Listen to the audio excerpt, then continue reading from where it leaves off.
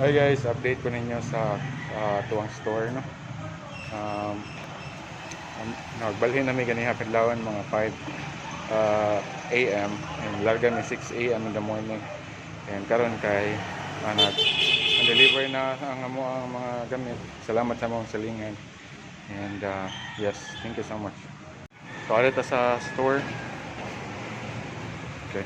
So currently nag-transfer namin sa amo ang mga dere uh, mga paraphernalias, mga tools. So yes, mo diri ato ang kuan kung mga items ko gamit. And there's my wife. Say hi. Hi.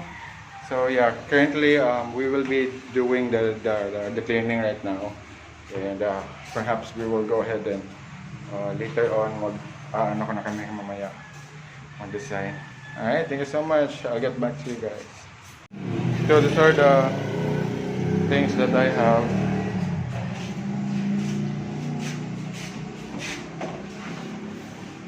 Okay, mag-clean pa kami.